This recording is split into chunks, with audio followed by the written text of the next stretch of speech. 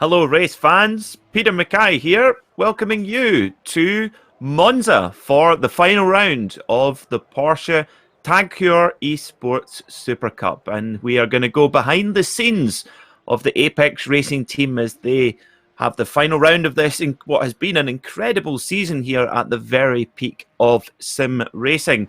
Joining me in the commentary box today is Dane Baird, and in production is Alex Simpson and Marco Barbanera. Dane, how are you today, sir? Yeah, I'm doing well, Peter, and I'm really excited for this, the final round of the season. It's going to be a good one. We've got some really talented drivers here. I think 31 are on the grid for this one out of the total 40, but it's going to be a good one for the final round of the season. It certainly is, and of course, this is you got some of the biggest names in sim racing here, and our very own Kevin Ellis Jr. in the 98 machine is currently sitting fourth in the championship, ahead of iRacing's highest rated driver Max Benecke. But as we've been watching a few of the times going in and qualifying, it's certainly going to be very competitive out there today. Yeah, absolutely. We're looking at the live timing in the practice session. The top 20 or so drivers separated by half a second. It's the most competitive grid in all of sim racing, really, in the Porsche Tag Heuer Esports Super Cup. It's been a great 9 rounds of the season so far, especially for the Apex Racing team. The last couple of rounds have been really good. Had some great performances in the last few rounds from the guys.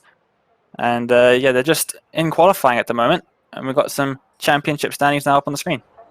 Yeah, so leading the championship is Sebastian Job on 590 points, but our very own Kevin Ellis Jr., the Glaswegian, 22-year-old, currently sitting on 361. It's been a very good season indeed for Kevin, and we're also keeping an eye on our very own Jamie Fluke and Johan Harth as well. Now, for them, they are trying to keep in the critical top 20 championship positions today, because that gives you automatic entry to next season. Also, Jared Filzel down under, currently sitting on 77 points. So certainly a bit of an ask for him to get into that top 20. So he will have to go through the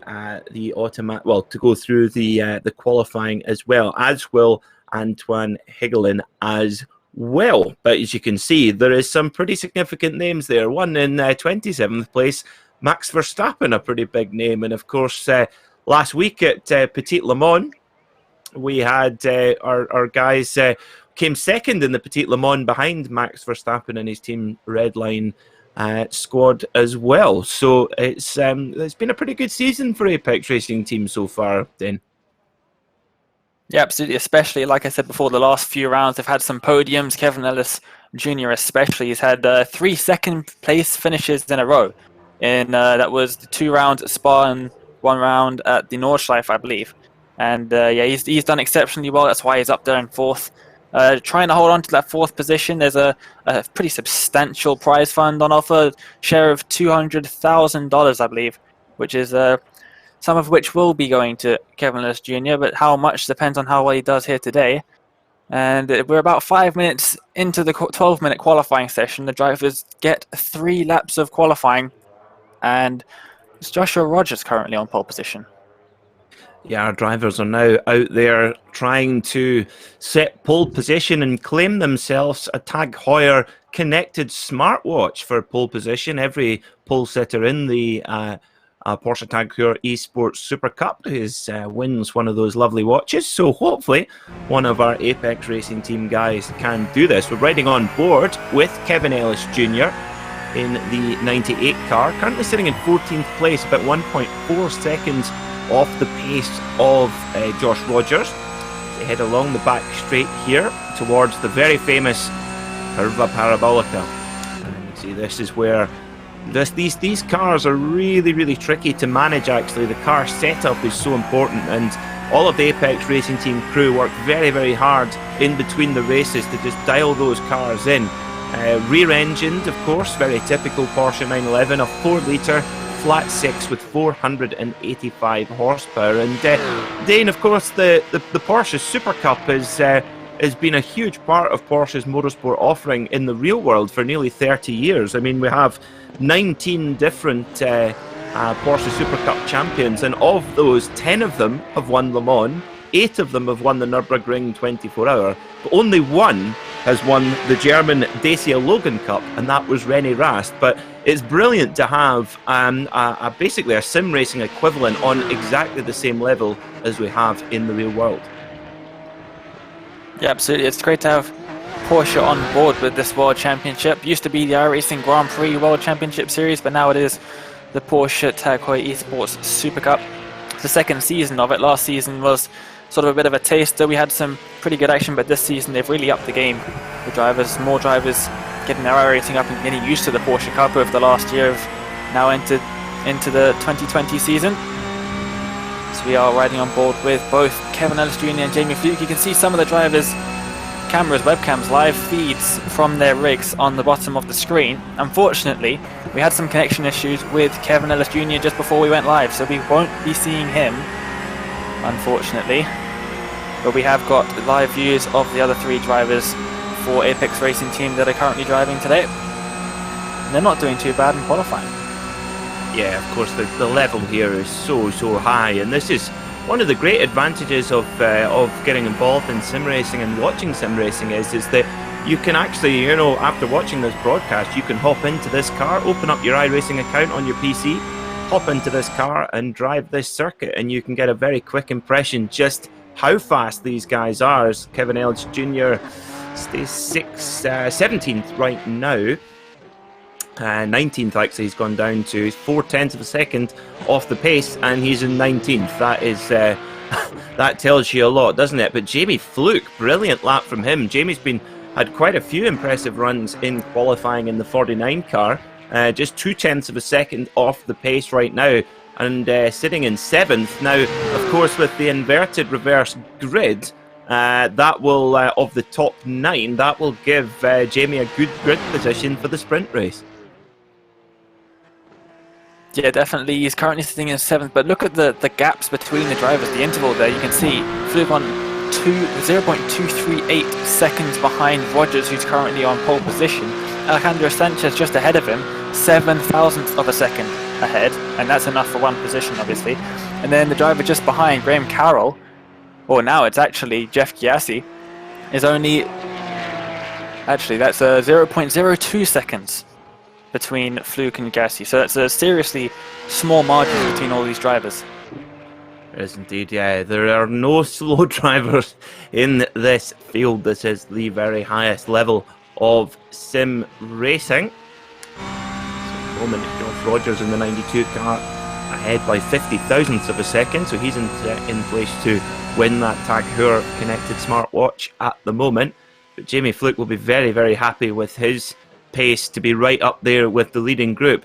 Kevin Ellis Jr., on the other hand, currently sitting in 21st place, and only, that is tough going, just over 0.4 of a second off pole position and 21st on the grid. That is absolutely incredible, the depth of the field. So, well, we see as we're looking at Jamie Fluke on screen in the 49 car, the man from Armagh in Northern Ireland, the Petit Le Mans winner of 2019 here on iRacing. He's coming up towards the first Lesmo, so on a quick lap. Let's see what he can do this time around. Yeah, and we've also got Mr. Kevin Ellis Jr. back with us. He finished his 3 qualifying laps, I believe, and he's been kind enough to reconnect to our system so that we can see him now, which is great to see. He is fighting right at the top of the championship. Currently sitting in 4th, and it is Max Benecke who is just behind him. Benecke hasn't done the best job he's done all season in qualifying. He's currently sitting down in 13th. Kevin Ellis in 22nd. Unusual that we see him so far down the field, but telling us before the race once, it's just not clicking that well. And you can see not clicking very well for him is only 0.4 off the fastest driver of 2019, the reigning Porsche Tag Heuer Esports Super Cup champion, Josh Rogers, who is going to also try and take the title again here today. He's got Sebastian Job just behind him, who is currently leading the standings, but we'll see what happens at the top. But Fluke comes to cross the line. He's only 0.3 down this time. That's going to leave him in 2nd. I believe It's actually the top 8 that get reversed. Yes, it is. The top 8 get reversed. Uh-huh. So that means that Fluke is currently going to start second on the grid for the heat race with 30 seconds left of qualifying.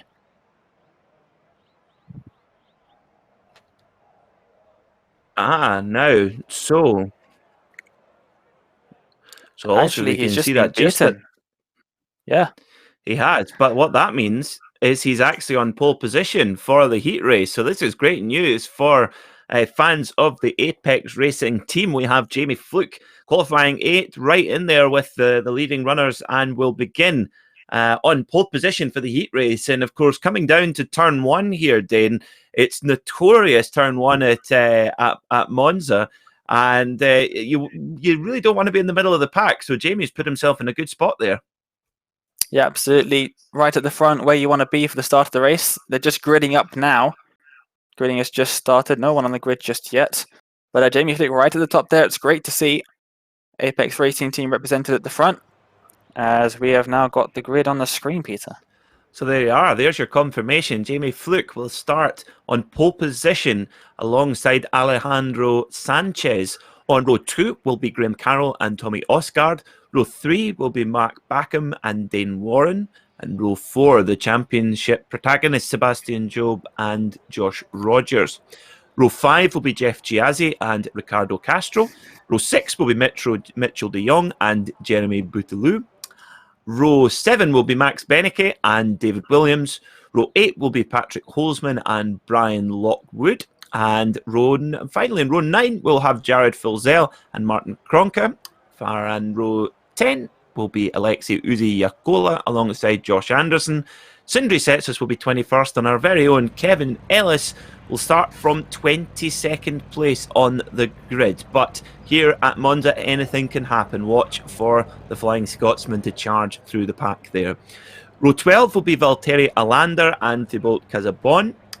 And finally, we will have Bobby Zelensky, Alexander Teeb, the world's fastest physiotherapist, Johan Harth, the Frenchman, back in 27th, not the best qualifying position for him, but again, has a lot of pace, Tuamis Tatella, Marin Kolak, Christopher Dambiet, and Jack Sedgwick will round out 31 cars in the field here. So our drivers are waiting on the grid, ready to go for what I'm sure will be a frantic heat race. Lights are up, revs are up.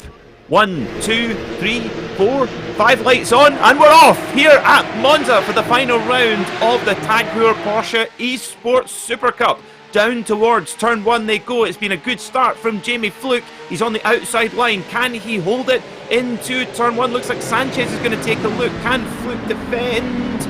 He does. Sneaks by. Brilliant stuff from the Northern Irishman. Crucial to get through there cleanly. Now he can push on. Brilliant stuff. Who's that gone? Oh my goodness me, is that Kevin Ellis Jr. on the outside there, who's obviously had to go straight on at the chicane and having to slow down? I don't know what's happened to Kevin. We will get a replay of that for you.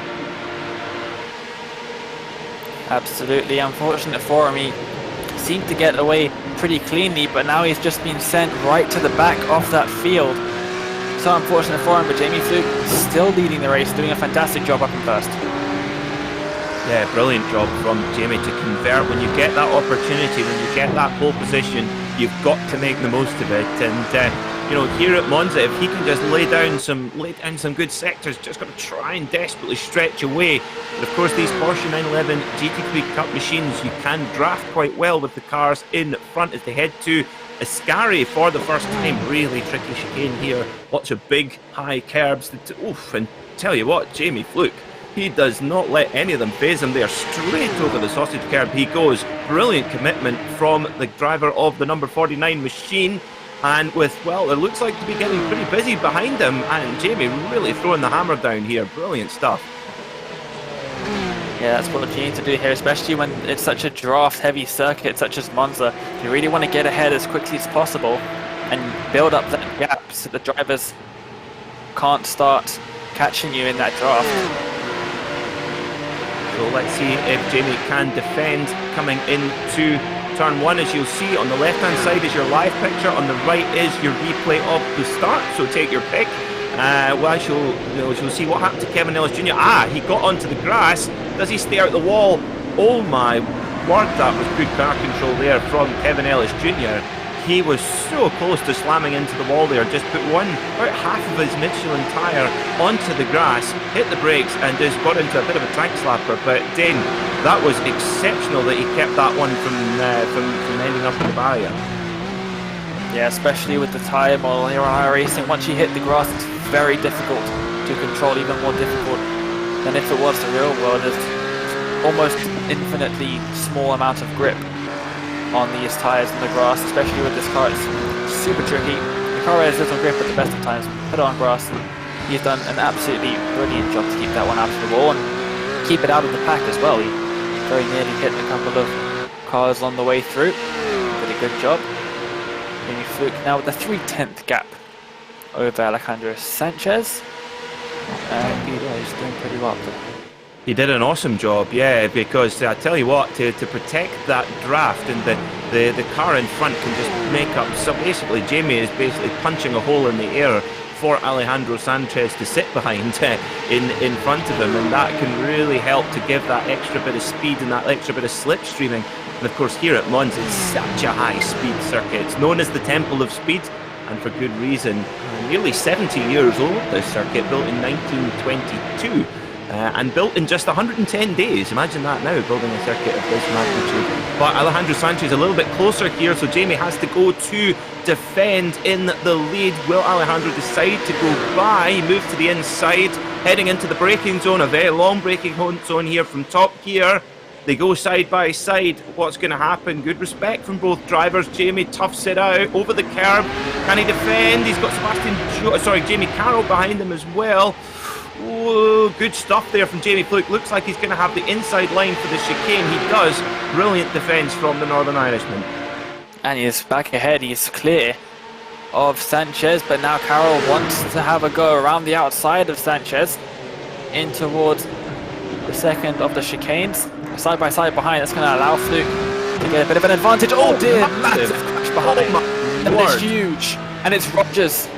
Rogers has happened. Sebastian Job is also involved in that, but I think that is crucial for the championship. Rogers down to 17th. That must be championship almost over at this point. It is only the sprint race. We do have a feature race still to go, but that is huge for the championship. That is huge. That's it. I was, funnily enough, just as there was the guys at the front there, Jamie and Alejandro Sanchez breaking into the chicane there, I always thought, this is always dangerous into here, and the guys at the front managed it beautifully, and then just a pile-up. So let's get a look at it on the right-hand side of our screen. There's Josh Rogers in the white, red and black VRS Porsche. Now, does he get a help? No, it happened in front of him. Word, was that a teammate-on-teammate action there, Dane? I think that might have been some friendly fire. Oh, God. Yeah, that was a my VRS car. We'll get another view. It definitely did look like it was a VRS on VRS right there, which is very similar to what we saw last year in the final race of the season. It was contact between Job and potentially, I want to say Gregor Hutu, but it could have been someone else.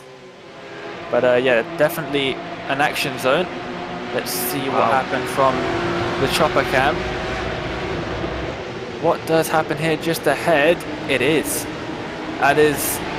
Oh, no, it's not. No, it is. It is different. Yeah, that's a big pile up there. That's three Coanda drivers colliding. Oh, dear. That's, three VRS back drivers, Virtual Racing School drivers. Well, straight to the headmaster's office, I presume, for that one, Dane. That is what a start here to the Porsche Tag Heuer Esports Super Cup. But back at the front, our man Jamie Fluke doing an amazing job holding off real pressure here from Carroll, Sanchez, and also I think Osberg as well. As Jamie Carroll using every trick in the book there, flashing the lights. Nothing that Jamie's done wrong, just a distraction tactic that you'll often see. Of course, we saw Max Verstappen wearing out the flashing button on his Dallara P2 at Petit Le Mans last time out, but 6 minutes down, we're nearly halfway in this opening sprint race, and Jamie Fluke doing a brilliant job to keep it at the front for Apex Racing Team. And look at that, as you'll see on the right-hand side of the screen, you'll see the onboard views of all the drivers, and goodness me, they look like they're driving down the shops day. And I tell you what, I would be sweating if I was in their position. But look at Jamie Fluke, look how cool and calm he is.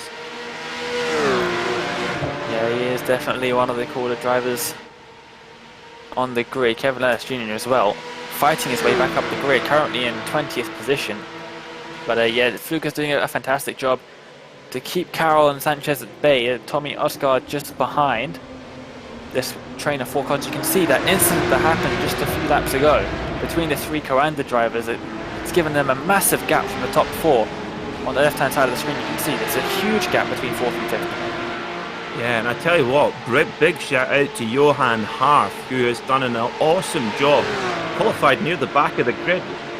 Oh, I think maybe we'll come back to you. I think there's something's happened to Johan Harf, but Johan Harf is, he had been climbing up to about half distance. Oh, he is still. He's in 14th place. He'd started very near the back and he's charged all the way through the pack. So brilliant stuff from the Frenchman, who I believe will be racing in the iRacing Rallycross Championship later on as well.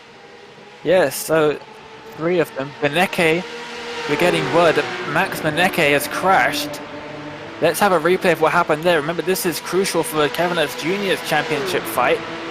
He's about 10 points ahead in the championship before this race. Let's see where he is in the car next livery. That's the orange and white on the outside, the 11 car. Oh, and he just gets involved in a little bit of a shunt and then gets turned around by the racecraft car. And that's on the outside. Oh, and then collected by a Coanda driver as well. And is that Jamie? That's Kevin. There he is. Just snuck past. Oh dear. He's had massive suspension damage on the rear of that car, it looks like, and he's out. Oh, that's huge for the championship. Well, Kevin Ellis, he was just 10 points ahead of Max Beneke coming into this round. He's in 4th place, and that is exactly what the Scotsman needs. He's up to 18th place right now already from being a little bit further down on the grid. So this is going well so far, as Carroll having a look up the inside of Jamie Fluke coming into the opening chicane, but Jamie toughs it out on the exit of the first chicane. But looks like Carroll might have the run in the Red Bull car. But the number 49, Jamie Fluke, toughing it out round the outside. But will Carroll be able to get in front of him and defend? It's going to be onto the brakes. Who's going to be latest on these aluminium 6-point front brakes? Oh, it's tight. Oh, it's so tight. But Carroll toughs it out. Fluke has to yield, and that's going to allow Sanchez to have a look as well. But no harm done. Still in the pack. This is going to go right down to the wire for this victory. Yeah, here at Monza, you really almost don't want to be at the front of the pack. The last couple of laps, similar to the story that we saw a few weeks ago at Le Mans, where the drivers are similar to actually last year's qualifying in Formula 1, where all the drivers didn't want to go first. You don't want to be at the start of the drafting train, especially not in the last few laps at the front of the field, because that just allows everyone else the opportunity to get past you, and there's not really much you can do, as we just saw with Jamie. Nothing really he could do about that. No, not much. Oh, he did. I tell you what, I think Carroll might get a slowdown penalty there, using all of track limits and more. We'll see if he does or not. But Jamie Fluke right where he needs to be. He's close enough, like you said, Dane, rightly so. He did all he could do, and that's all you can. So let's see if he can get on the power early, coming out the Parabolica here. Look at that, virtually no input on the steering, so smooth. And now Carroll starting to weave. Now, if you're wondering why on earth he's driving side to side there, it's to try and break that aerodynamic slipstream, that toe that is often referred to. But Jamie Fluke is close, but he needs to watch for Alejandro Sanchez behind him. What's going to happen here? Carroll, just that, he's pretty good on the brakes there, but Jamie Fluke tucks right in behind him. It should be about 3 laps to go here at Monza. It's going to be very tight to see who's going to get this win. Just an update on the others. Jared Fulsell doing a great job up to 10th position.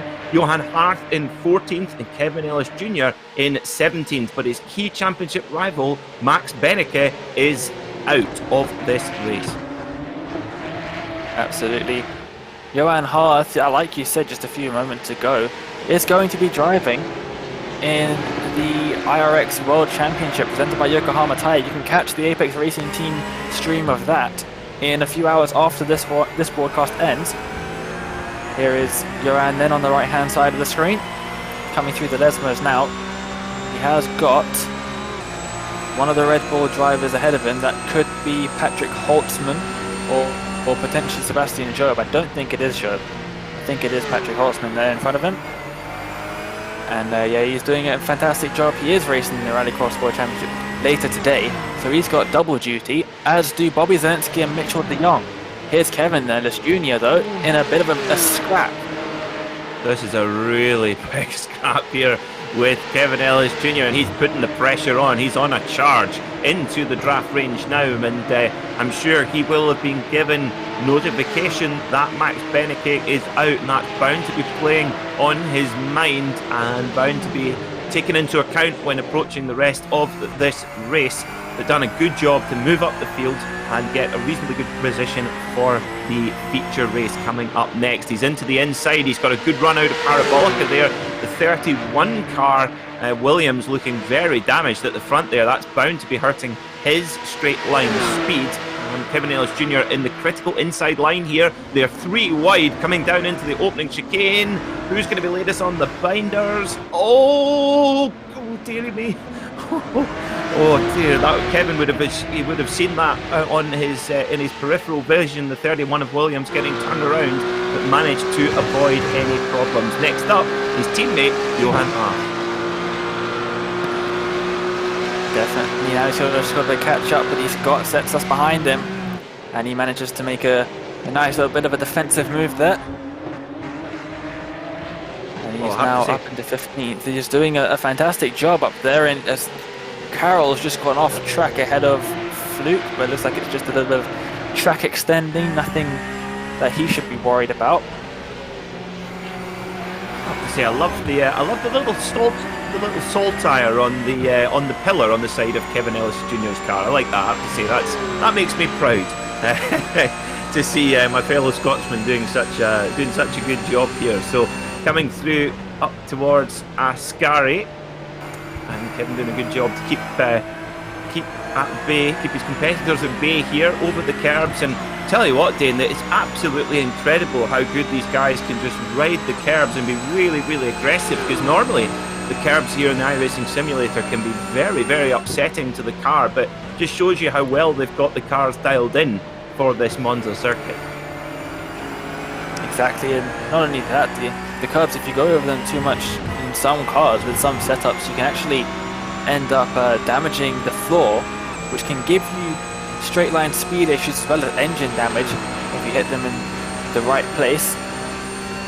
We're riding on board with Zetsas just behind Kevin Ellis Jr. on the left hand side.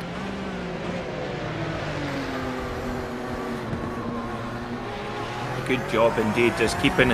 If you can get through that first chicane cleanly without being drafted by, that gives the opportunity to try and break away, and hopefully Kevin Ellis Jr. will be able to do that. Jared Fulsell doing a great job as well, the double iRacing Bathurst 1000 winner, up into the top 10. So a good run for him so far in this race. And Dane, it's been a race of attrition, a lot of very big names taking out the running here, and with a race of this length, it's and with this quality, there is no option for mistakes. But here we go, we're on to the final lap then, and it's going to be a straight fight between Carroll and Jamie Fluke. Jamie Fluke's had quite a few tussles with the Red Bull man throughout this season, but they come through Ascari for the final time then. And, well, Jamie Fluke's in the perfect position. Wow, big oversteer there on the exit of Ascari.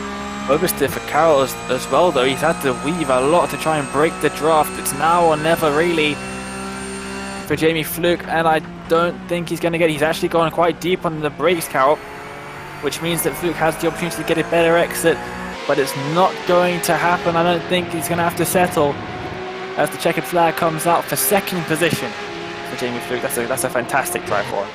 That's an amazing drive indeed, Dane. Yes, second place for Jamie Fluke. A perfect start to the day here at Monza. Jared Fulsell finishes in 9th. Johan Haaf 13th. Kevin Ellis 15th. So all of the Apex Racing team, well, apart from Jamie Fluke, but we'll let him away with that, all of the Apex Racing team moving up from their grid positions. So brilliant job indeed and particularly from Jamie Fluke in the 49 car. Maybe he'll be disappointed not to get the win, but second place in this field, a brilliant job, and I'm sure solidified his place in the Tag Heuer Esports Super Cup for next season. Yeah, he's going to still have a job to do to try and improve on that, or even just hold where he is. For the feature race, it's going to be a much longer race than 15 minutes. I believe it's about half an hour is the feature race. He's going to have a double length race starting, I believe, in the same position that he finished in this race. It's going to be second position, as they now have a 10-minute warm-up. Yeah, so a 10-minute warm-up gives us a chance to cool down, Dane. That was what a race here at Monza. But let's get a confirmation of the results. Graham Carroll wins for Red Bull Racing Esports by just over a tenth of a second from our very own Jamie Fluke. A brilliant performance from the man from Armagh. In third was Tommy Osgaard, followed by Mitchell de Jong. Sebastian Job finishes in fifth, with his championship rivals dropping off the point scoring positions. Alejandro Sanchez drops back to sixth. Jeff Ghiazzi was seventh. Jeremy Bouteloup in eighth. Jared Fulzel, a top 10 finish for him. Brilliant stuff from the Antipodean ace. 10th was Ricardo Castro, followed by Brian Lockwood and Patrick Holzman. 13th was our very own flying Frenchman, Johan Harth. A really strong climb up the field from him. Dane Warren finished in 14th, and Kevin Ellis Jr. finished 15th, with Max Benecke out the race. So brilliant for his chances trying to keep a hold of fourth position in the championship. Sindri Setras was 16th, with Josh Anderson in 17th and Valtteri Alander in 18th. Bobby Zelensky was 19th, Jack Sedgwick was 20th, followed by David Williams, Christer Dambietz, Martin Kronka, Joshua Rogers, Max Benecke, Mac Backham, Thibault Kazabun, and Marin Kolak. And finally, Alexei Uzi Yakola, Alexander Teeb, and Thomas Tatela. Apologies to any drivers which I butchered the name of there.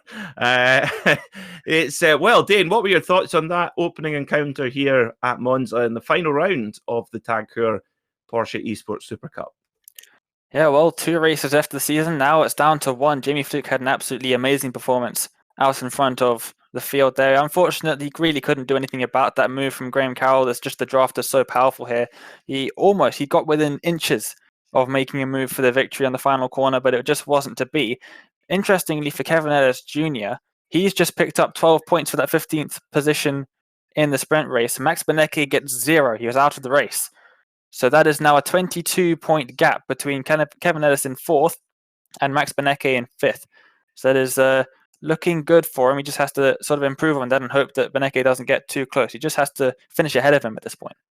Yep, just keep it clean, keep it safe. It's as easy as that, isn't it? No, not really. As we saw, of course, here at Monza, there's so many little bottleneck points, isn't there, with the chicanes.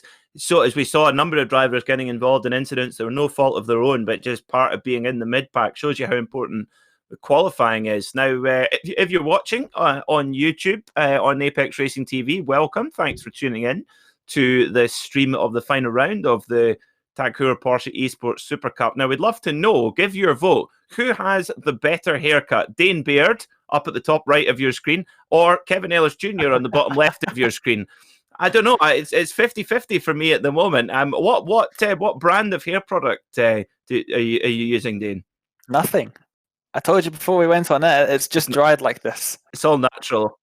It's so natural. I see Kevin Ellis Jr. grinning. Now, I don't know if he can hear us or not, but he's maybe grinning about something else. Probably the fact that Max Benecke didn't score any points there. I suppose he'll be grinning about that. But coming into the feature race, a whole different ball game, because that 15-minute sprint just went past in no time. The feature race, a completely different set of circumstances, and really got to keep that concentration all the way through.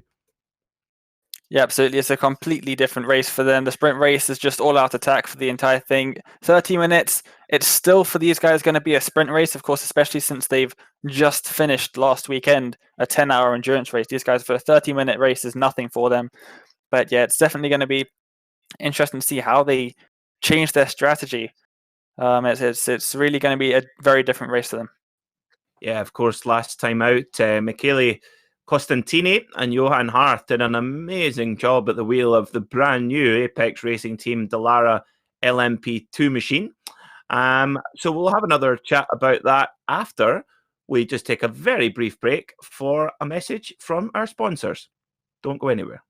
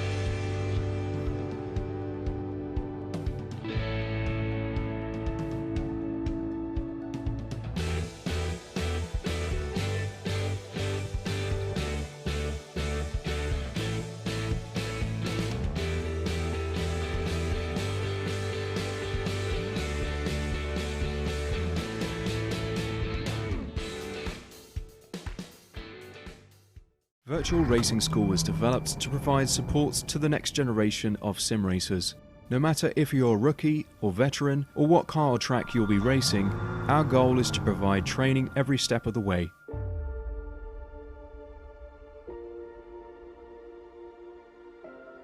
We found that iRacing can be quite difficult without proper training. There needed to be a way to prepare for on-track racing.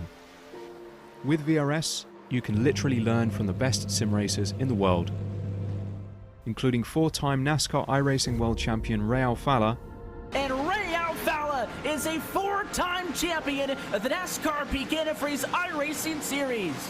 3-time iRacing Grand Prix World Champion Martin Kroenke. Martin Kroenke becomes a 3-time world champion. Rallycross World Champion Mitchell de Jong. Mitchell de Jong is now champion for the iRacing Rallycross World Championship Series. And many other top sim racers. Data packs include everything you need to start learning. Our World Championship coaches create the data packs by setting a hot lap or a series of fast laps for you to compare, analyze, and replicate. Data packs also include a tutorial where the coach points out techniques they use to hit the fast lap. This gives you access to the latest driving techniques and setups before you even hit the track. Sign up for a free account and download the VRS telemetry logger. With this application running seamlessly in the background, your laps automatically start syncing to the VRS website. From there, you can analyze and compare 2 laps of your choice, whether it's your data, the coaches, or your teammates. VRS will automatically target improvement opportunities so you can get up to speed even faster. VRS also makes it easy for you to request and schedule one-on-one or group coaching sessions. These sessions can range from 30 to 90 minutes, and you can select the car, track, and setup combination of your choice. Visit virtualracingschool.com today to sign up and get started.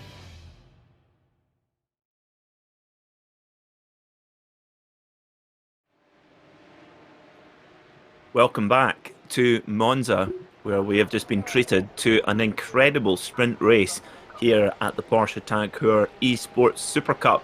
And Jamie Fluke for Apex Racing Team put it on the podium from pole position, finished in 2nd place, and he will start on that critical front row of the grid for the feature race here. And we're just going to have a little look at what our guys are up to in warm-up. They're getting some last couple of laps of practice in. And it's Dane, it's amazing to watch to watch the difference in body language between our 4 drivers as well. Johan Hart, he looks like he's almost looks like he's steering the wheel with telepathy rather than with his arms. He's so chilled behind the wheel, isn't he? He's so calm. Whereas Kevin's got more of the Gilles Villeneuve. Look at him leaning his head there. That's fantastic. He's got the Gilles Villeneuve leaning this way. It's very, very good. And do you know what? His hair still does not move at all. Oh yeah, he's definitely more active in the cockpit. Johan Hart just leaning back. Another one that's pretty active in the cockpit. Looks like it's Jared Filsell. The force of the direct drive wheel really moving him around, actually. And the same with Jamie Fluke, his arms. You can see really when he hits the bumps, his direct drive wheel really powerful.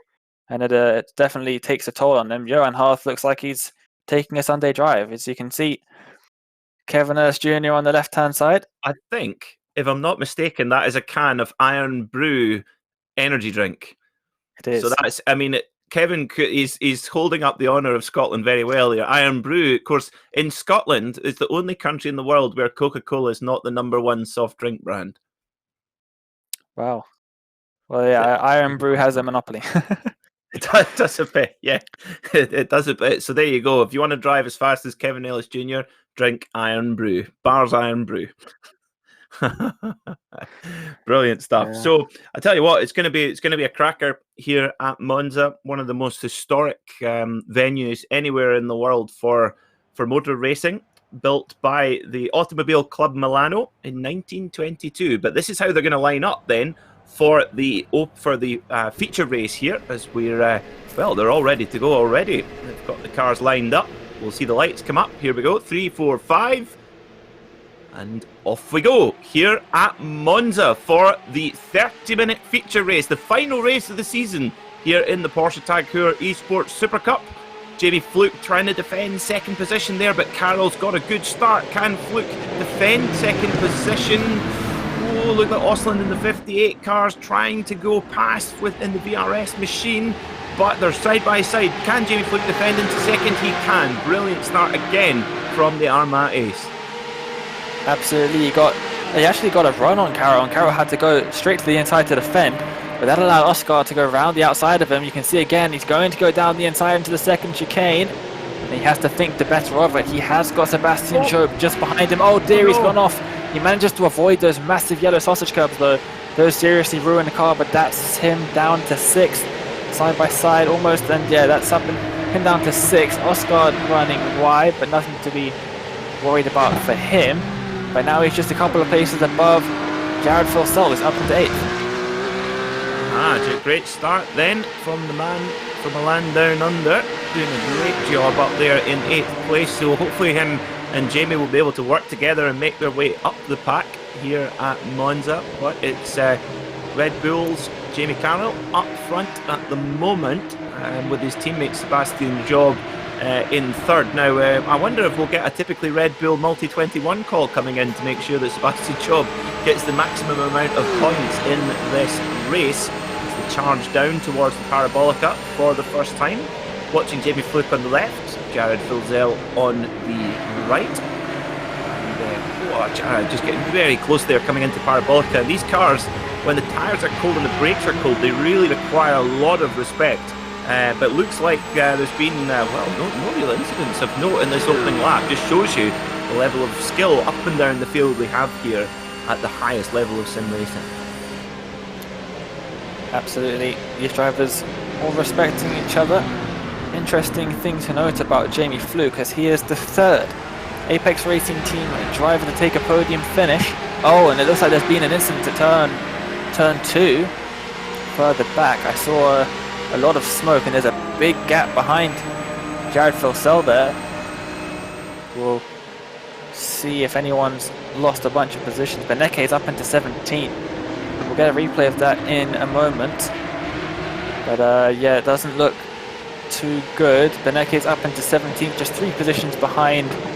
That is Kevin Ellis Jr.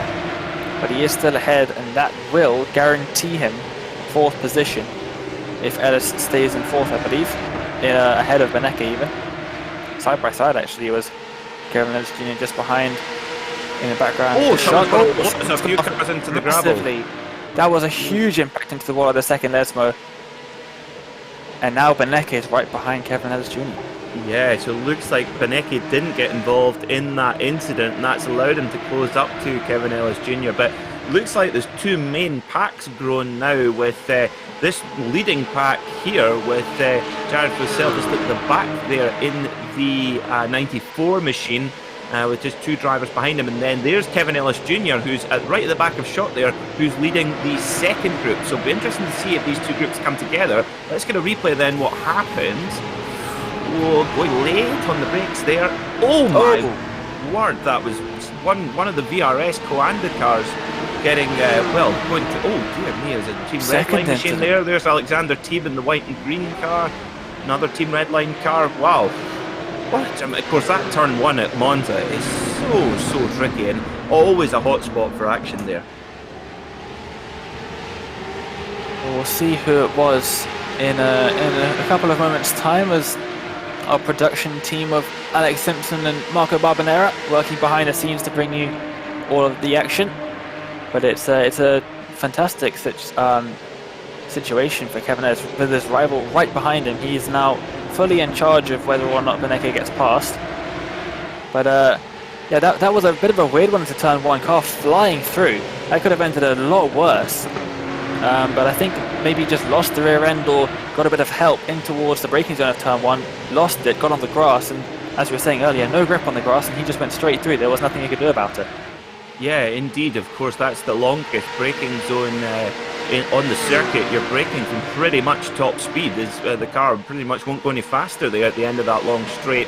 And I wonder, maybe just got a help at the beginning of the braking zone, and that upset the car, and off he went. But we'll find out who it was. But Jamie Fluke doing a good job. He's recovered from that little mistake at the beginning of the first lap, and is right in the pack, right where he needs to be, sitting in 6th place right now. So it's been a really good day at the office for Jamie Fluke. So let's get a look at it then. So it's one of the Coanda cars, number 57 there, just at the right hand or the left hand side of the shot now. So let's see what happens. Dane Warren, it looks like. So now, who is that behind him? That is a Vanderbilt driver. Okay. And yes, that's going to help. And then onto the grass where there's just no. Oh my word!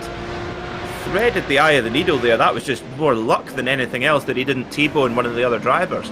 I would love to see an onboard shot from the driver that he so narrowly missed.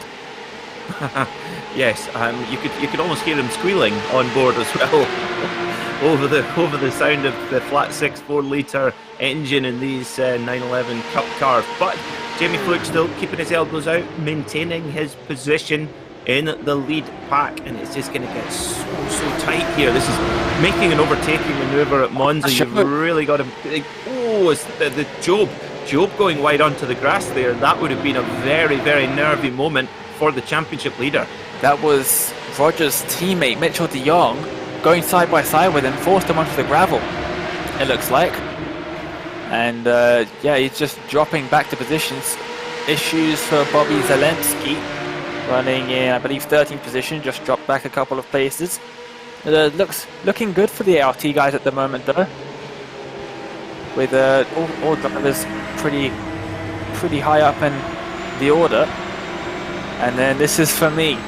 This is the onboard from Castro Ledo, who is the driver that we're going to see Dane Warren fly in front of into turn number 1. So all of this with Dane Warren was happening behind Castro Ledo. He was right in the front of that pack.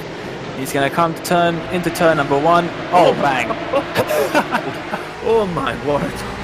Oh, now I tell you what, Dane, that reminded me very much of the accident that we saw in the MotoGP Championship in Austria a month or two ago with Valentino Rossi and Maverick Vinales narrowly being taken by Franco Morbidelli and Johan Zarco's strewn bike. That was very similar, but thank goodness no harm done in general. And oh no, Jared Fussell's off. No, Oh, Fulcel's gone into the barrier at the opening chicane. I wonder if he got a help because he headed into the barrier there at full tilt. We'll try and get a replay of that for you. What Kevin a pity. Ellis Jr. has dropped down as well. Ah. He's dropped down to 17th. Beneke is up into 13th now. That is not too good. There's a 22-point gap between them before the race. I'm going to see if I can do some quick maths and see if I can figure out what that's going to mean for him. Ellis down in 17th. That's 9 points for him, so that brings the total up to 31 points gap. And Beneke in 13th will get 16th. Here's the replay then. So there's Fulzel just looking up. He just ducks to the inside and on the brakes. I wonder if the driver beside him didn't see him and then gives him a little bit of just a tiny help. And oh, that's really unlucky there for Jared Fulzel in the 94 car. Ah, that's such a pity. I wonder if the car beside him maybe didn't see him there, perhaps. Yeah, it didn't look. It looked a bit clumsy, to be honest. It didn't look like there was any motion there. I don't think. It was just a very unfortunate sequence of events. But Fluke getting passed by Sebastian Job. Fluke is now in 6th position, but just as we were saying, it was a good showing for ART in the final feature race of the season. Some events happened and now it's not looking as good as it was before. Johan Hart up into 11th though. That's probably going to secure his spot in next year's Porsche Esports Super Cup as Job makes a mistake in front of Jamie Fluke. Fluke's going to have a better exit out of turn number 2 and he's going to have a run now down through Curva Grande in towards the second chicane. A little bit of damage on the front of Jamie Fluke's car. I wonder when he picked that up. Ellis dropping down. He's dropping down the order massively. Oh no, well we'll come back to that, but this is Jamie Fluke is he's in the perfect spot here actually. If he can follow Sebastian Job, well, perfect dancing partner if you like in the draft. So let's see what happened to Kevin Ellis Jr. This is a little mistake on the brakes and gets tangled up with one of the Galanda cars and then gets barged into the gravel. Now does he keep it out the wall? He does. That is critical.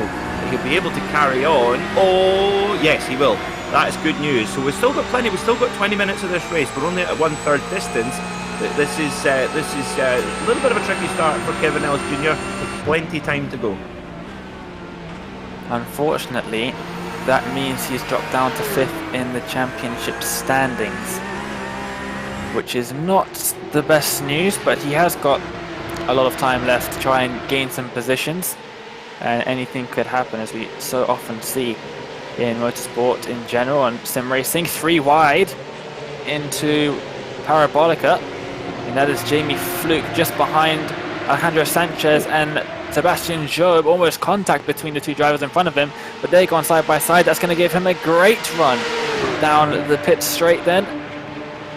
Job pushing him off the circuit onto the extended runoff really on the right hand side. 3 wide, almost 4 wide as they come down in towards turn number 1. Fluke on the inside, he sent it and he just has to drop back. Still side by side around turn number 2. He's got Bootlit for company just behind him now as well. Unfortunately not to be able to take advantage of that. I think he's just got to try and just keep following, keep stalking Sebastian Job. He's one of the fastest drivers in the world, particularly in this discipline, in place to win the championship here. So Jamie Fluke could not have a better car to tuck in behind and try and work together with to try and get back to the front, but still holding a strong 6th position there and right in the pack at the moment. Jamie Carroll at the front doing all the hard work at the front of the pack. So there's Max Beneke in the number 11 Porsche. He's in 10th, but Johan Hart is right behind him. So Kevin, I wonder if they'll be getting on the team radio saying, Johan, buddy, if you could do me a big favour and get past Max Beneke, that would be much appreciated. I'll buy you a pint later. Yeah, I think Beneke just got past Johan actually. And he's just going to have to try and stick with him. Beneke now leading the front of the train, so it's going to be difficult for him to make any more moves up the field. But we are only 13 minutes into a 30-minute race, so there's still 17 minutes left. Oh, look at that group of cars up ahead of them, as looks like Josh Rogers just behind, running pretty wide. Poor showing from him, but there is Alejandro Sanchez defending the inside line from Job once again. This almost looks like exactly what we saw a lap ago. But unfortunately, Fluke just isn't close enough. This time he's going to tuck into the draft though. Good exit there from Jamie Fluke. He just managed to get the car really opened up nicely and onto the power. He sees all this carnage going on in front of him, and I actually think Jamie's just keeping a safe distance here, because the way that Sanchez and Job are going about this, oh my word, they nearly come together in the braking zone. There are lots of movement in the braking zone. Tell you what, for Sebastian Job, who's trying to get a championship done, he is driving very aggressively indeed. Yeah, I'm pretty sure he's safe in the championship right now where he is, but he wants every point that he can get. Obviously, got the racing instinct. He wants to go as high up the order as possible. And yeah, he's now done that, up into, I believe, 4th or 5th position. So he's looking good for potentially a podium. He's got Mitchell de Jong and Tommy Erskine just ahead of him. Yeah, of course, Mitchell de Jong will be one of the others doing double duty here, Super Saturday on iRacing with the Porsche Esports Super Cup and the IRX iRacing Rallycross Championship, which I have to say, Dane, got off to a very exciting start indeed at Hell Lankenbanen 2 weeks ago. It was I thoroughly enjoyed watching it. Yeah, we did love a bit of Rallycross. All the qualifiers were broadcast live on Apex Racing TV. So if you want to catch up on all the action for our rookies for 2020, be sure to go and check that out on our YouTube at Apex Racing TV. And then we've got the ART team stream. So look at that, Jamie Fluke taking his right hand off the wheel. He's got it up into top gear, just has a drink of his juice there, back on. Easy. I wish I could be that relaxed behind the wheel. That would just be fantastic. Jamie Fluke, he's in there. He's got Sanchez in front of him. He's got he's got cars all around. He's just got time to just take a quick swig of his thing. He's definitely one of the cooler drivers, but there is Johan Harth, and that is Max Benecke. Oh, Rogers sending it up the inside. That's a massive lunge past 2 cars. Is he going to miss the zone? No, he's not. That's incredible. No love lost. No love lost between this pair, of course, Rogers and Benecke. And I tell you what, who knows what could happen here between these two. We know they are bitter rivals, of course, coming together at the Nürburgring a couple of weeks ago. So Kevin Ellis Jr. at the moment, he's in 22nd, 14 seconds back from the leader, but still got plenty of opportunity to move forward as we hit half distance. Absolutely. Yeah, Fluke is doing a great job in 6th. Johan Harth doing a fantastic job in 12th. And you can see this is a pretty big train in the midfield here. Yeah, this is very competitive. Look at the names that are in here. We've got Benecke, Rogers.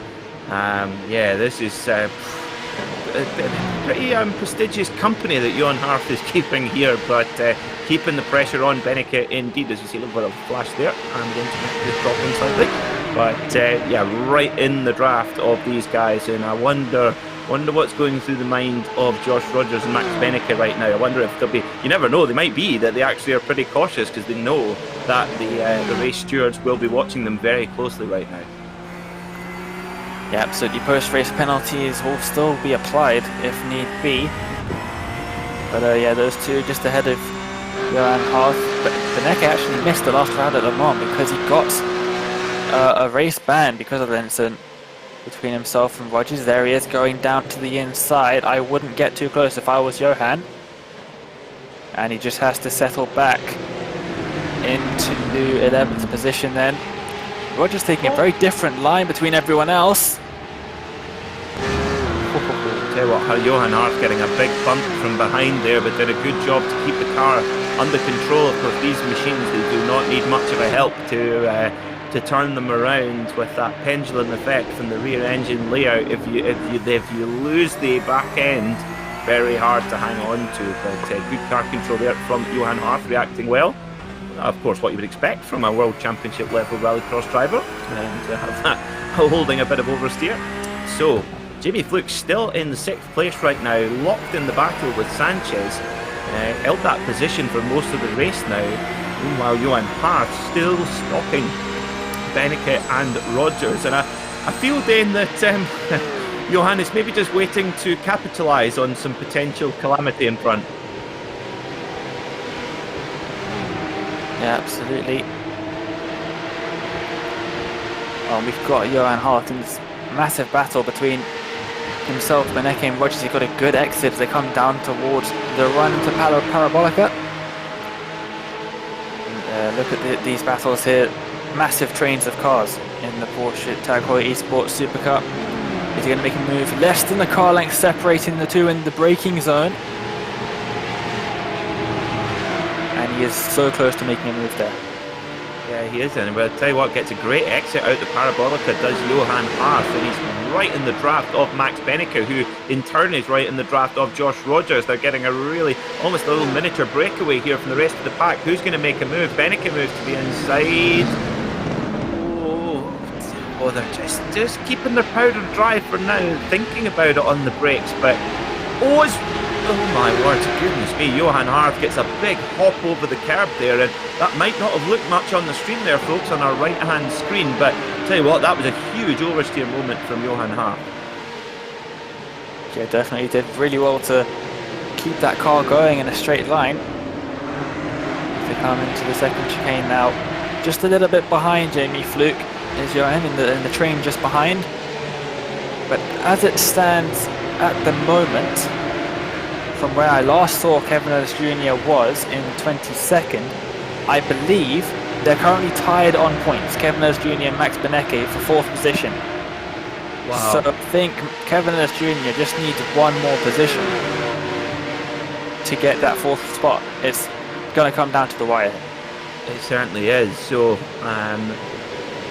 yeah, so Johan Hart could do Kevin Ellis Jr. a huge favour. He could be teammate of the year, and I'm sure Kevin would buy him a pint of Tennent's Lager brewed in his home city of Glasgow as a thank you if he can get past Max Beneke. But of course, for those who are new to iRacing or unfamiliar with the programme, Max Beneke is officially the highest rated driver on the entire service, so that is not an easy ask at all. No, it certainly isn't. Johan Hart dropping back a tiny bit. He is still very much within draft range, so I expect him to catch back up a little bit in the straight. You can already see he's caught that gap up quite a bit there. Yeah, he certainly has. So, Kevin Ellis Jr., where is Kevin right now? Who does he need to get by to get those points? If we can have a look at the timing screen. Now, Dane, you've got an idea of the timing screen. Can you see anything?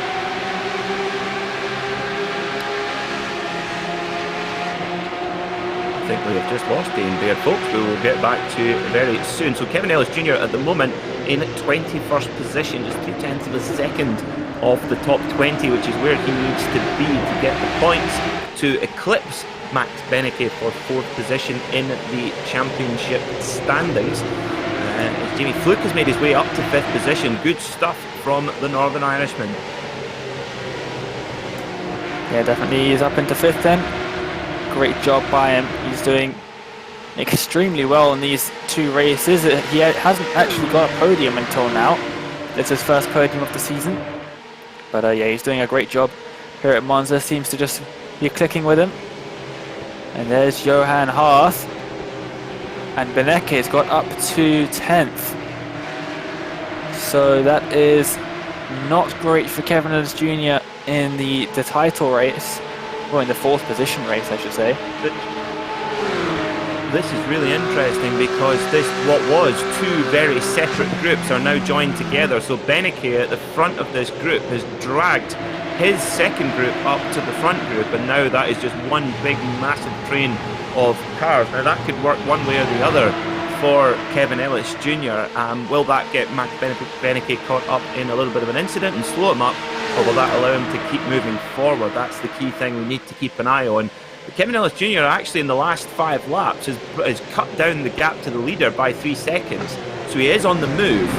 He is really maintaining good pace, but it's just now a question of, oh, it's a spinner in front of Johan Hart. Oh no, No. That's not good news for Johan. And he, oh, goodness me, he nearly gets caught on the other side coming through the field. And there's Kevin Ellis Jr. There's his teammate in the 98 car. Will he go by here? They'll be in connectivity with one another. And Johan Hart has huge damage. Now, what does... Oh, Dane, I'm sure you're wearing out your calculator already trying to figure out the championship points. Yeah, definitely. This is a bit of work I have to do now. It was that Ellis, just before that incident, Kevin Ellis Jr. was 1 point behind, sitting in 5th. He's going past Brian Lockwood right now. And he's, I tell you what, I would maybe leave it a minute or two, Dane, because I think it's going to change quite a bit in the next lap or two.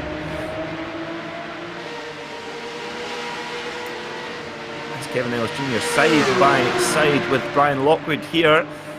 This is going to be tight going into Ascari. Who's going to be later on the brakes? Lockwood has the critical inside line. Kevin Ellis Jr. very cleverly just allows him to go through, tucks in behind and lives to fight another day. This is going to go right down to the wire for championship points. Beneke still in 9th place. Ellis Jr. in 20th. And don't forget our top man, Jerry Fluke, in a very strong 5th position right now. Is Kevin Ellis Jr. right in the draft of Lockwood in the 98 machine? Can he make this move through the parabolica? Hopefully be able to line it up down towards turn 1. Yeah, definitely. This is seriously close racing. Kevin Ellis Jr. needs to finish in 18th if he wants to tie with the 9th position finishing driver of Beneke. So if Beneke stays where he is now... Sorry, Dane. Alexander Teep having a look up the inside of Kevin there. Oh, but he defends. Well done. Good stuff.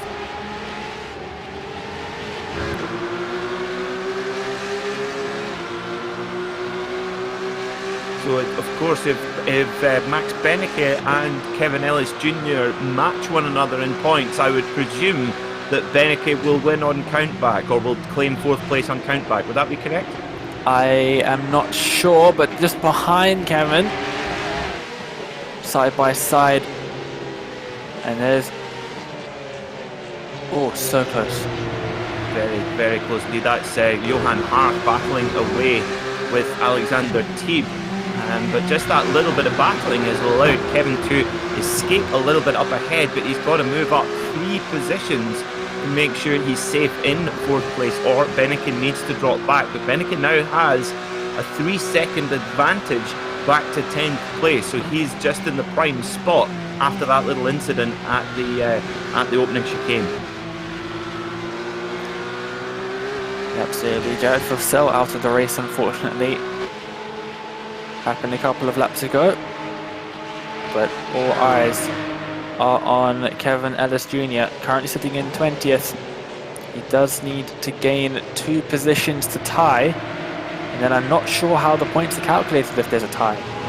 So realistically he wants 17th if Beneke stays where he is in 9th, but he's just on the back of this lead group now. Yeah, this is he could possibly profit a little bit more. There he is, Max Beneke in the white and orange machine at the back of your shot there. So he's made his way. He's broken away from the second group. He's now in the lead group. And well, yes, I would suspect that with Max Beneke being with a number of podium finishes this season, I suspect it would go on countback and he would maybe get that 4th position. But we'll see. Still 3.5 minutes to go here at Monza, and Jamie Fluke still holding a brilliant top 5 position. Now, Dane, what has been surprising to me is that actually there's not been more moves within the front group. All the guys have really been holding station despite the long drafting effect down the front straight. Yeah, it's a little bit surprising, but the draft isn't as effective as you might think in these cars. They don't have much downforce at all, because it's a very smooth body shape. They haven't got lots of little winglets on them like you might see on, say, a GT3 car. Despite the name, this isn't a GT3 car, it's a Porsche Cup car, used in the Porsche Super Cup and other Carrera Cups worldwide. But yeah, it doesn't have much downforce at all. It's only got that big rear spoiler, which is, it makes it a very tricky car to drive, but it also doesn't give much of a draft effect at all. So yeah, really not the most amount of draft, but at circuits like, say, Le Mans, like we were at a few weeks ago, then it makes a pretty massive difference. But at Monza, not as much as you might think. Now that is Kevin Ellis Jr. up into 19th, trying to go around the outside of Gyasi. Not Gyasi. That's the driver just behind Gyasi in the 77 car. He's got a better run out of Parabolica. I think he's going to have him down the straight. He has got the draft as well. And that is Kevin Ellis Jr. up into 19th. He realistically needs one more position. And he's going to go up around the outside of Gyasi. This is just what he needs. Up into 18th. They are now tied. But Beneke just 1/10 of a second behind Sanchez in 9th position. As it stands now, they're tied. But I'm going to try and research and figure out how the countback works. If it goes down to wins, Beneke has it, because Beneke got those 2 wins in round 2 at Catalonia. But if it goes down to podiums, then I think he does as well. He's got more podiums. So it's really, Kevin Ellis Jr. needs to get a bit of a move on at this point and try and catch up to the drivers just ahead of him. I think it's Brian Lockwood is up next in the racecraft car. Yep, so I think there'll be one more lap after this for Kevin Ellis Jr. and you can just tell by the body language of his Porsche just how much he's really pushing. And you look at Kevin's camera on the top right hand side of your screen, he's with that typical Gilles Villeneuve style, really leaning his head into the corners. You can see the determination on his face, and well, that will mean a heck of a lot to him to get that 4th place finish and to beat iRacing's highest ranked driver with an I rating of over 11,000. To beat him would be a huge scalp for the 22-year-old Scotsman. But this big group in front of him, 4 cars in front of him that are running very closely together, and who knows what could happen to them. They could get involved in a little bit of a skirmish and Kevin might be able to profit. But this needs to be a qualifying lap here from him, and needs to be the lap of his season so far to try and try to get that 17th spot. Absolutely, he's about a second back at this point. And oh no, it's Fluke! Fluke has made a mistake, and that's allowed Beneke up into 8th. Fluke is down to 9th. But that means it seems like Kevin Ellis' hopes of a 4th place championship finish, and looks like Beneke is going to make up another position now, up into 7th. Oh no, Beneke over the curbs.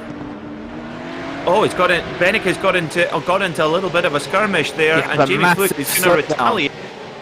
He's got to slow down. Yes, you're right. I think Beneke's got to slow down, and I tell you what, you know that Beneke's going to go aggressive for any position. Here goes Jamie Fluke. Can he make it up the inside at the second? Let's go. Oh, nearly, but he's right in the draft, heading up towards Ascari. Fluke versus Beneke. Who is going to get this as they head side by side? I think Beneke's having to slow down. He is. Fluke goes by. Going up towards Ascari. He goes to the inside line. Is this going to hurt Max Beneke? This is going to go right down to the line. Where is Kevin Ellis Jr.? He's still in 18th, just 4/10 of a second off the back of Brian Lockwood. How is this going to finish? Oh, and he's closing in. Can Fluke defend? He's really on it right now. It's the Northern Irishman. Right, cannot get his car further over to the inside to defend. There is Beneke in the orange and white, a number 11 machine. They go into Parabolica for the last time.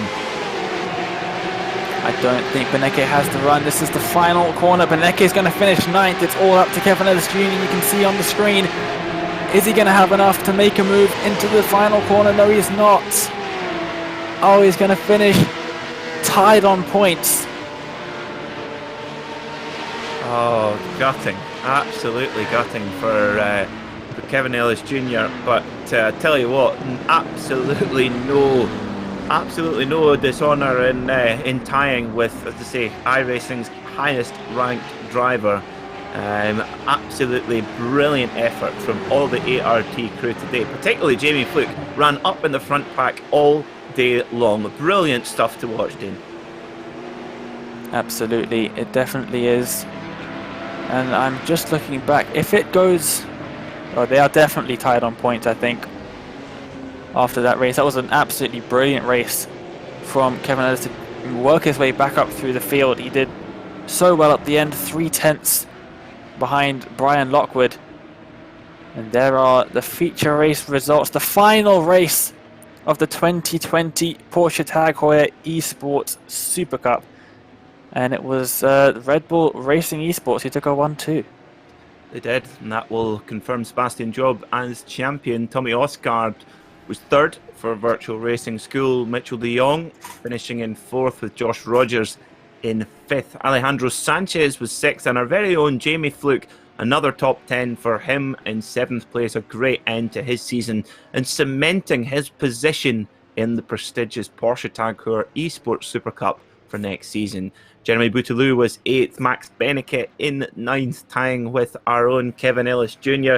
10th was Matt Backham, followed by Ricardo Castro, Patrick Holzman, Sindri Setsas, David Williams, Thibaut Casabon, Martin Kronke, and Brian Lockwood, with Kevin Ellis finishing in 18th spot, just ahead of Alexander Teeb for Team Redline.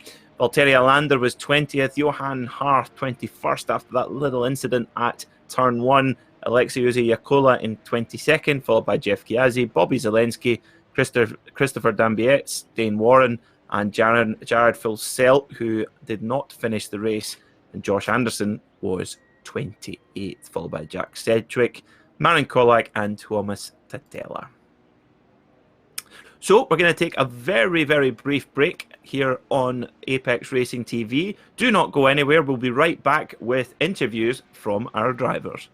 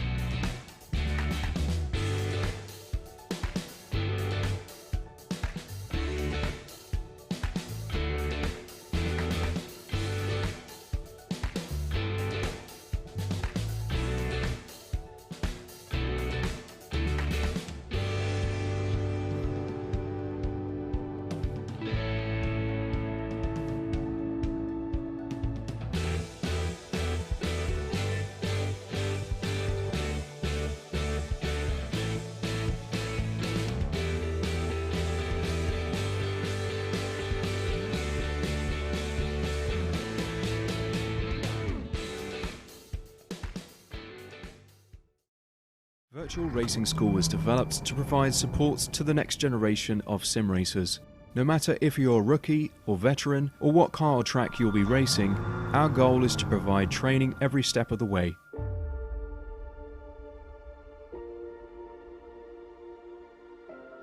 We found that iRacing can be quite difficult without proper training. There needed to be a way to prepare for on-track racing.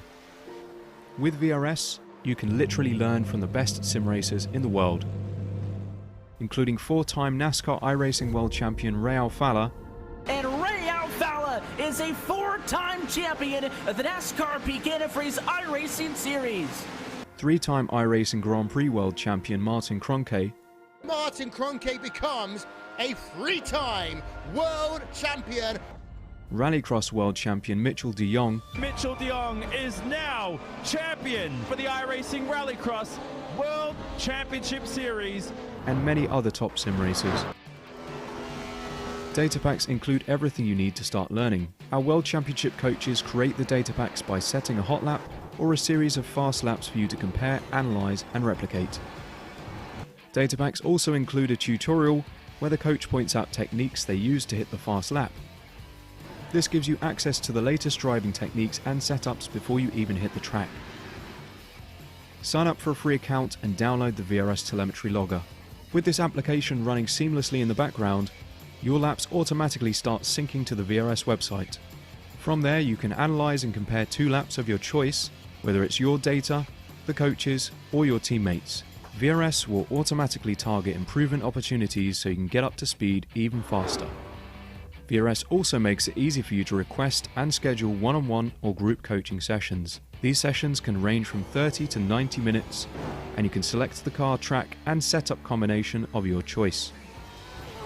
Visit virtualracingschool.com today to sign up and get started.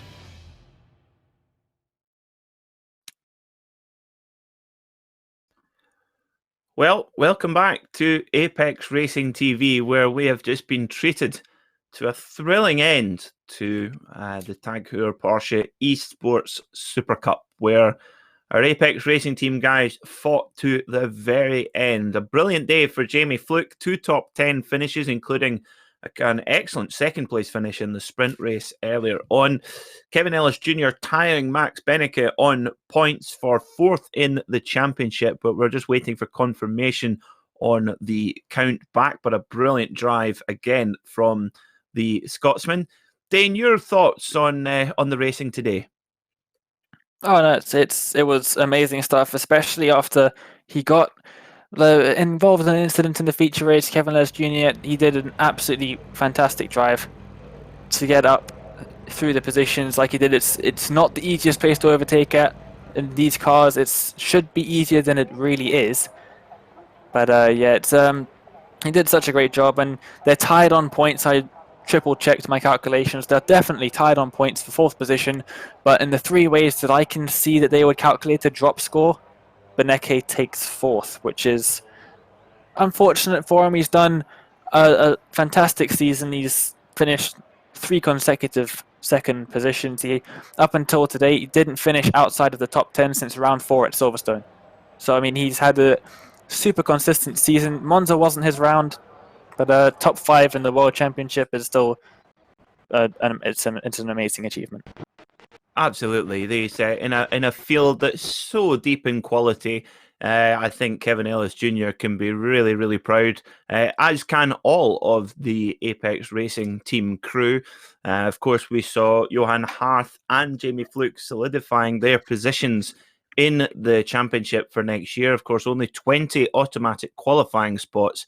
And apparently the pre-qualifying for this particular championship is somewhere where you do not want to be going through. So an amazing job from all at the Apex Racing team. And we look forward to bringing you the stream from all of next season as well. That's about all we have time for on Apex Racing Team TV today.